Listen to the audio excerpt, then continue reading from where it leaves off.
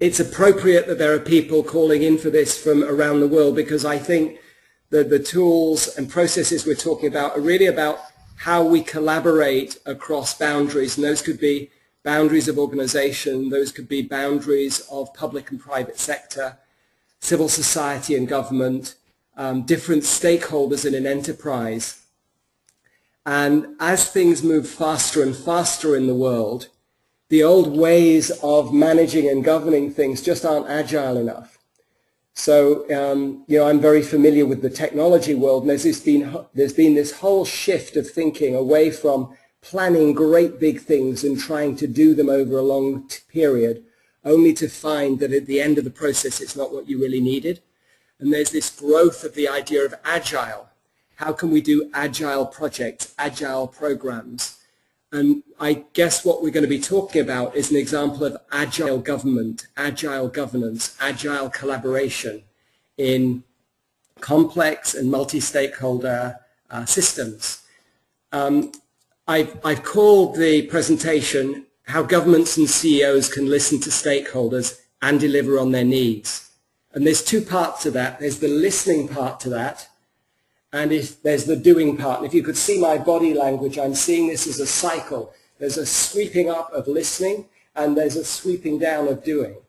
And I really do see this as a groundbreaking approach to values-based collaboration from Africa. I'm going to hold the values piece till the very end, but I'd like you to listen, if you're familiar with spiral dynamics and with the Barrett values model, then I'd invite you to listen with those models in mind and what values and what means are at play.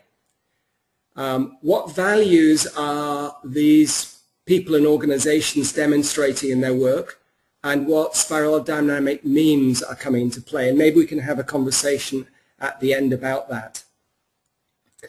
So my sources in preparing this presentation are a presentation to the board of the Kenyan Private Sector Alliance in December 2012, an annual general meeting presentation of KEPSA, Kenyan Private Sector Alliance, in April this year, and an extraordinary document, the KEPSA, the Kenya National Business Agenda, presented to the incoming president of Kenya earlier this year.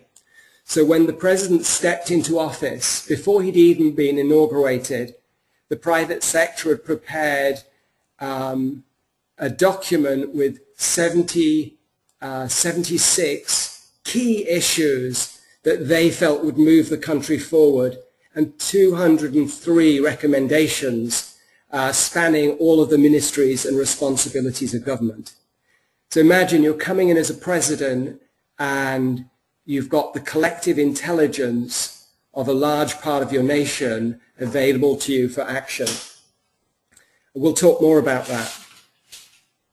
I'm going to make some observations, or we're going to make some observations, I hope, about Barrett values model and spiral dynamics as it relates to this. And I'm also drawing on, of course, our consulting resources and the processes that we've implemented at KEPSA. And as Phil would know from a past life of ours, for the last, I guess, 15 years, my colleagues and I have been working and deploying large-scale performance management processes, and we became impassioned about the question of how to build values into management and governance systems. So that's really embedded in this presentation. I'm an engineer a long time ago. I'm fond of saying that democracy is this binary signal every 5 years. You know, in the UK it's Labour Conservative, and then 5 years we wait, and then it's Conservative Labour. And yet you couldn't drive a car by just doing on-off. You have many more controls. It's much too complex a system. A nation is much too complex a system to control through a binary democratic signal every 5 years. We need new ways that the whole of society can speak to government. Consultation as it works in our country, as I look at what's happening in Kenya, I see it as so inefficient and so noisy. And I see what Kenya is doing as a great role model for the business, the big society, an amazing role model. So if I'm coming into office as a Prime Minister, how can I possibly make wise judgments as to the priorities for my first 100 days of office if I don't have some systematic means of listening? If I'm a CEO, how can I possibly make wise decisions if I can't have a systematic process for gleaning and for distilling the wisdom of my customers, my stakeholders, my employees into actionable requests and recommendations? So that's my summary of this. There's an old light wire that you might just get a telephone signal down, and this fibre that you might get the contents of the British Library down in a few minutes. So the point is, we're creating new ways of collaborating where stakeholders across boundaries can deliver ideas, knowledge, priorities, actionable items quickly and efficiently. So we're really talking about how to draw on, how to capture the wisdom of the collective. Africa has a deeply ingrained tradition of dialogue circles and round tables where people sit together and wise, actionable decisions result. We've been working a lot in the Middle East recently, and there's a similar tradition which is named the shura, differently in different countries, but shura. Or in Afghanistan where there's the name jirga. And these are extraordinary processes because they not only make decisions, they make social capital, they create alignment, they create a field of coherence and understanding. So what I'm describing is a unique and powerful synthesis of dialogue and collective intelligence with rigorous accountability and structure. And I'm picking those words out because we're on a call about as a values alliance, and to take the Barrett model, synthesis and dialogue are way up there, and accountability is in the middle, and structure is there at level 3. So we're combining the structured, the grounded with the higher level values. This is all supported by Gaiasoft's cloud-based software platform, which I'll endeavor to show you how these quite spiritual collective intelligence ideas we've embedded into a very pragmatic software process that, for example, we can talk about with and implement with engineers and accountants, but the process delivers a level of coherence and alignment that might be unexpected. So you're using very structured spiral dynamics blue process, but the result is a coherence amongst people and an understanding and alignment. So traditionally, round tables, lagotlas, that's the South African term, shuras, that's the Middle Eastern term, jirgas, that's the Afghan term, build collective wisdom, alignment, coherence, and trust. I've picked out a few examples. On the left, the voice of the people's jirga for the silent minority to bring coherence to that nation. That happened earlier this year, this summer. And on the right is the meeting of the pre-inaugural Kenyan president with the Kenyan Private Sector Alliance, where they presented their national business agenda. And underneath is a beautiful sculpture from Berlin Park, which is of the 3 blind people, each seeing different parts of the elephant. One sees the trunk, one sees the leg, and one sees the ear. And each of them thinks that the elephant is a different thing, but they're all one elephant. We each see Kenya differently, but there is only one Kenya. So KEPSA is an engine to translate policy recommendations into actions that deliver the desired impact. So that's a pragmatic description of it. Amazingly, KEPSA distills up from organizations employing 13 million people. That's a large proportion of the population of Kenya represented in this process, through 80,000 businesses. who then report into 80 business membership organizations, for example, the Manufacturers Association, the Tourists Association, the Telecoms Association. You get the idea. So each of these different business management organizations has their own process of gleaning requirements to move their sector forward. Those are brought together with the requirements of the 50 of the top corporations in Kenya. And all of that is pulled into 20 sectoral roundtables. So this typically relate to ministries, they relate to tourism, they relate to agriculture. And those sectoral roundtables, so each of those, if you like, has a high bandwidth communication pipe of issues coming into it saying, these are all the things we want in the tourist sector. And they meet directly with their counterparts in the Ministry of Tourism, and they have conversations about what can we move forward and how.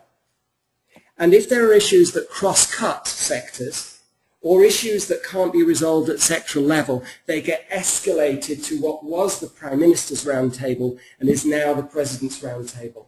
And the example that I gave you is of the 76 issues and 203 recommendations in the National Business Agenda, published and printed, ready for the inauguration of the new President. So here's just a little bit about as was this Kenya Prime Minister's Roundtable, now the President's Roundtable. This was a PMRT, Prime Minister's Roundtable, when the head of the WTO was present. And we talk more about the process, so I won't read through this slide. But the point is, you have the permanent secretaries on one side of the table, and you have the representatives of each of the clusters or sectors on the other, and work through an agenda of action items, agreeing how they could be moved forward. So it's like plugging in these two high bandwidth cables into one another to create collaboration and communication for the development of the nation. Another way of showing that same picture is on the left-hand side, we have a cycle of sectors meet. Let me show you. Sectors meeting here, reporting progress, identifying issues, and bringing them up to through the Kenya Private Sector Alliance into the Prime Minister's Roundtable. The Prime Minister's Roundtable then assigns each action that's agreed to a ministry. The ministry takes action, it reports on progress, and that comes back into the process. So there's these two complementary yin and yang processes, the process of advocacy management, the process of listening, the process of understanding, the process of engaging, which delivers into a process of performance management, execution, delivery, delegation, management, governance, resulting in bills through Parliament, policy, new policies or new strategies of government. So I've talked about this idea of an issue.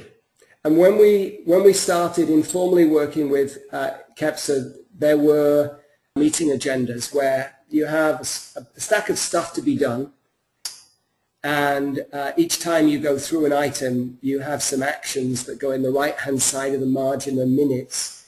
Now that's manageable for one board if you have a rigorous. Now imagine doing that across 20 sectors representing 80 business membership organizations and trying to filter the results. You really need technology. It's impossible to manage that without technology.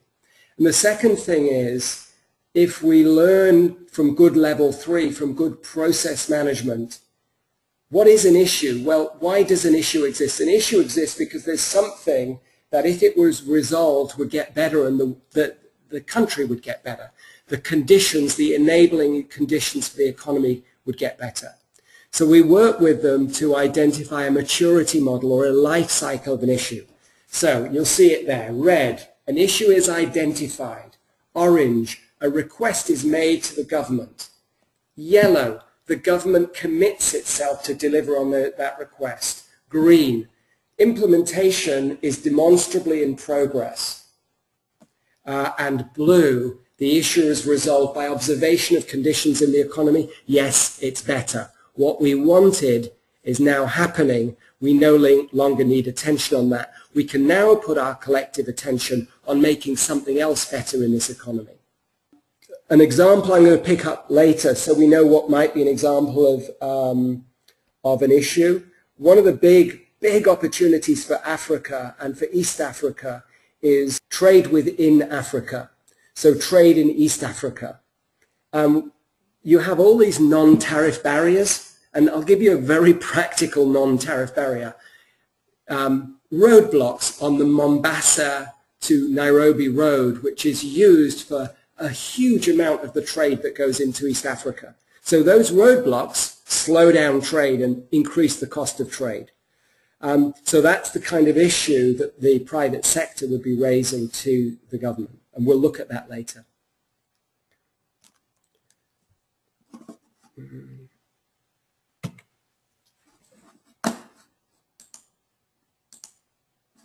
Okay, so we take all of these advocacy issues and we put them into a database which is fronted by or visualized through a scorecard. So issues from all those 80 business membership organizations, all those 20 sectors go into a database. They're stored in a scorecard, and that scorecard allows different ministries or sectors to see their part of the elephant. Let me just say more about that. Remember we talked about the elephant? Down the left-hand side there are all of those sectors. Those, if you like, are different lenses. We call them lenses or programs within a larger portfolio. Each of those is a view onto the elephant. So again, dropping to very pragmatic language, we're talking about efficient, effective public-private collaboration, goals and priorities defined in a simple scorecard, actions tracked and managed, delivering, quote, the enabling business environment. As a summary, I did this summary for another purpose for the UK government. All of this information we want to summarize. If you're sitting on a board or as a permanent secretary and you're wondering, of all the things I could do, where do I focus? Let's make that extremely easy for the leader to filter down from the 203 recommendations to the 6 that relate to my ministry, and let's be able to see at a glance the status of that issue. So here's an example of the real-time visibility that we're aiming for with KEPSA. At the top left here, you see a scorecard spanning the issues across the 20 sectors. You look at one of those sectors and you say, well, this particular issue, roadblocks on the Mombasa Road, is a problem. Let's click through and see on that. What's the definition of that issue? Aha. Explain to me what's going on there. So you click right through to, a few minutes ago this happened. So from a 30,000 foot view of a nation of tens of millions of people, honing down to these are the, I think in 2012 it was 67 core issues. These are the core issues. Here's an issue we want to pay attention to. Here's the status of the issue. And here's precisely what's happening right now. So that's the kind of visibility that KEPSA want to give to their members and to ministers. And so if a minister wants to know what's needed, they can never, ever be without the information they need. And by the way, look at what a roadblock looks like on the Mombasa Road. You cannot speed over that roadblock or you lose your tires. KEPSA deals in issues, advocacy issues by sector. And an issue will be a request for a policy change, a strategy change, or a bill through Parliament, typically. But it's whatever the private sector or the stakeholder group prioritizes as important. Now here we're looking a bit closer. What does the President's Advocacy Scorecard look like? Down the left-hand side here we have a set of issues. For each issue we have a time series: July, August, September, October, November, December, January, February, March, April, May, and we could go on. And we can see the status is color-coded. So at a glance, you can see that roadblocks were a problem in July 2012, and then they got worse in October 2012, and then they got better. So we've got our eyes on it. The private sector and public sector have got their eyes on it, and it can be seen. You can see that special economic zones is actually an issue resolved since January 2013. So do you see that? Try to grasp or see that this gives us a panoramic view across all of these issues. It shows us all parts of the elephant with time, January, February, March, through to the present. So it gives us a real feel for how the transformation, the change management process that we are seeking is progressing. And down here, you see the definition of that maturity model. So those color-coded stages, we call a maturity model. Down the left here, you see these different images of agriculture, East African community, education, environment, ministerial stakeholder forum. Those are each what we'd call a sector, if you're thinking of this as a portfolio of programs, these are programs. If we're thinking about the elephant, each of these is a different perspective on the elephant, which is the transformation of the Kenyan economy or the Kenyan policy. I won't give you a live demo now, but basically if I click on any of these sector icons, just like on your iPhone, I will see that sector.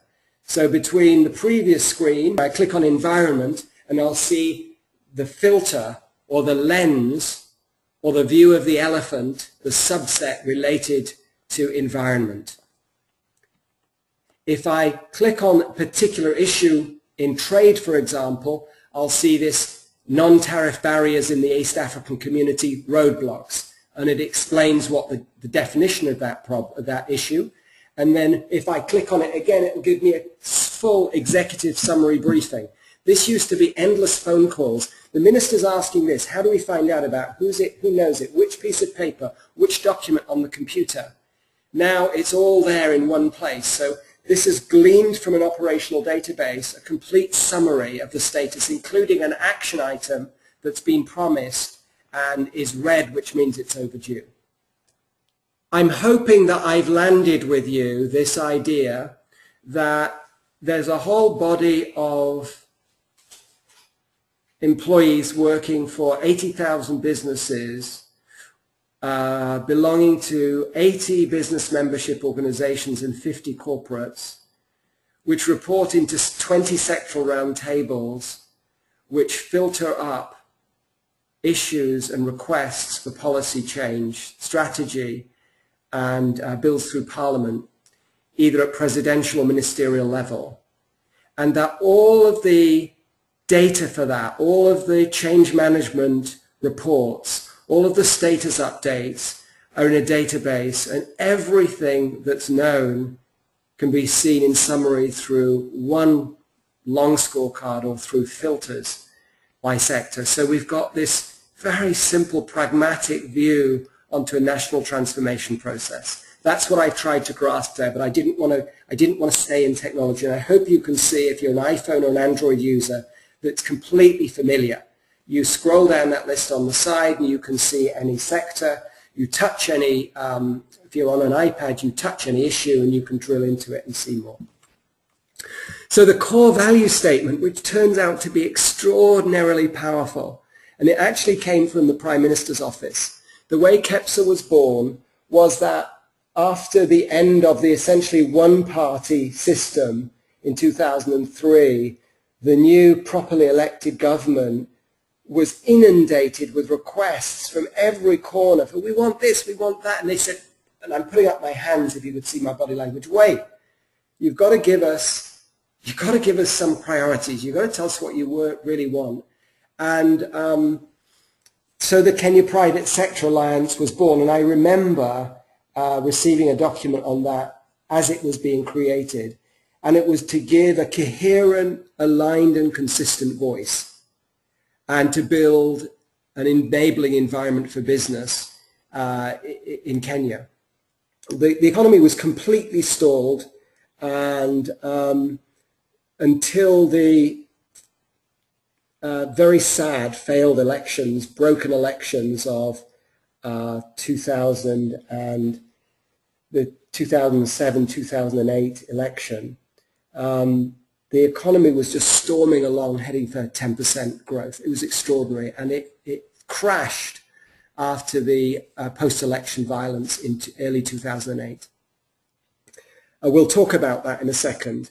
So the government's office, and I believe I know who came up with this, but he won't admit that it was him, said, we'll do this, but on one condition. We sit together in judgment of progress, not in judgment of one another. So no finger pointing, no making wrong, no it's your fault. We're sitting down in judgment of progress.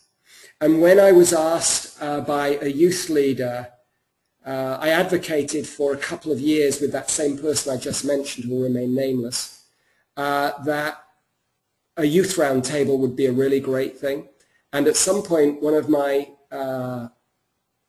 somebody I've mentored in the youth movement came to me and said, we've been asked to gather a youth round table with 500 youth from around the country. How should we organize it? And my suggestion to him was the one thing to do was to build an agenda that's very specific and actionable, broken down by ministry, and give the Prime Minister things he can say yes to, and so he will ask to do this again. And don't allow anybody to grandstand and say how awful the government is. Allow people to make requests that the government can say yes to. Shortly after that process, that young man, by the way, became the young man who did the consulting for KEPSA and trained them in the system that I've just shown you. And shortly after that, the then Prime Minister Raila Odinga had round tables around the country doing a similar process. So that's just such a powerful thing. The context of collaboration, the context of we're in this together, is a very powerful catch-all value statement. I'm down to my summary really now. So we're talking about effective listening, multi-channel listening for agile, dynamic and responsive leadership and management of complex multi-stakeholder systems. That could be how a country responds to climate change. That could be how a trade bloc aligns itself to be able to more effectively increase cross-border trade. That could be how a bloc like the EU manages all the complex conversations and requests and issues between those different nations, and so that many people in different roles and functions can manage different aspects of a complex, multidimensional relationship. And what I've seen in working with this kind of process with international organizations is if we can get all the cards on the table, if we can get all of the wires in the cable working independently and separately, we won't clog up the line with the noise of the things that are blocked. We can collaborate on the things that we can collaborate on and resolve offline the things we can't yet collaborate on. So as we've done this work more geopolitically, I'm deeply inspired by the possibility of nations building peace and collaboration between them. And from the very pragmatic experience of KEPSA, it's very clear that public and private sector, civil society and governments can collaborate on a whole different level. And what I would say is there's an undefined variable or an undefined measure, which is collaboration efficiency.